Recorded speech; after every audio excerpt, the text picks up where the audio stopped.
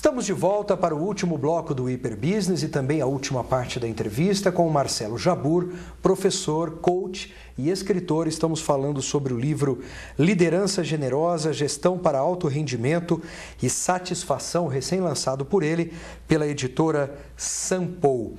Agora, Marcelo, a Liderança Generosa me lembrou aquele best-seller também, né? Sim. Vamos torcer para que seja um best-seller. Já é. Mas aquele best-seller mundial aí, que é o Bom Gil Executivo, Sim. Né?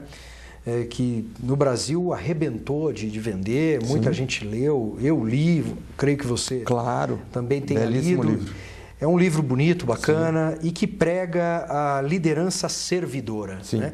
A liderança servidora é aquele lance de você servir e ajudar a pessoa a te ajudar, você servir para que as pessoas possam te servir também, mas dentro dos princípios e do alinhamento da liderança. Eu estou falando aqui de uma forma bem... Perfeito, claro. Sintética, né? Bem, enfim.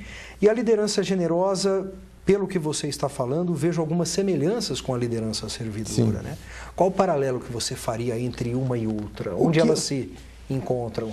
Então, eu vejo que no caso da liderança servidora, muitas portas, né, foram abertas.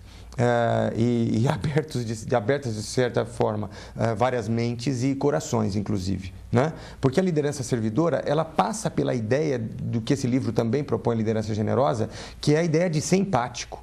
Né? Você entender qual é a necessidade, qual é a carência do seu liderado. E a liderança servidora, ela tem essa proposta de você atender essas necessidades, que seja do trabalho do indivíduo, para que ele produza da melhor forma possível. No final das contas, as duas teorias, as duas ideias, é evidente que elas têm pontos em comum, mas tratam de assuntos distintos. Quem lê esse livro vai perceber que os assuntos, os capítulos vão num caminho diferente da liderança servidora. Até porque você também extraiu de muitas experiências práticas. Exato, e de casos concretos do seu dia a dia, né? Exato. No meu dia a dia, aí tem casos nacionais, casos de clientes, casos de alunos, casos internacionais, inclusive. Quase que experiências próprias. Exato. Ali. Aí tem experiências profissionais do mundo, né? Mas muito mais do Brasil, porque o propósito era esse, era trazer para a nossa realidade. Mas existem casos internacionais ilustrados no sentido de entender o quanto essa ferramenta poderia ajudar no exercício da liderança. Então, o que eu entendo é que a liderança servidora também tem essa preocupação, no final das contas, em trazer um ambiente mais produtivo, André. Quer dizer, às vezes, quando se fala nesse assunto, as pessoas ficam receosas de entender que antes de qualquer outra coisa, fazer o bem para o seu funcionário. Eu digo, fazer o bem para o seu funcionário, fazer o bem para o ser humano é bom sempre. Mas, nesse caso específico, é entender que esse bem é em prol de algo que vem antes, que é o rendimento da empresa, que é o rendimento da organização. Nada é mais importante do que a empresa. Nenhuma atividade generosa pode ser, no médio para o longo prazo, em detrimento da empresa. Não pode prejudicar a empresa. Jamais. Só ela perde o objeto. Jamais. Muito pelo contrário. Você pode até ser generoso com o seu liderado num determinado momento e aquela generosidade trazer um resultado no curtíssimo prazo ruim para a empresa, mas você já entendeu que aquela era uma consequência esperada, estava nos planos. Agora, jamais esperar em seguidas consequências negativas, porque a empresa precisa de sobreviver e ninguém é mais importante do que a própria empresa e dos serviços que ela presta. Então, essa é a ideia básica da história. Quer dizer, a dona Luísa Helena Trajano, que faz o prefácio, né, do livro, presidente do Magazine Luiza. E um ponto que ela fala no prefácio dela é exatamente esse, né?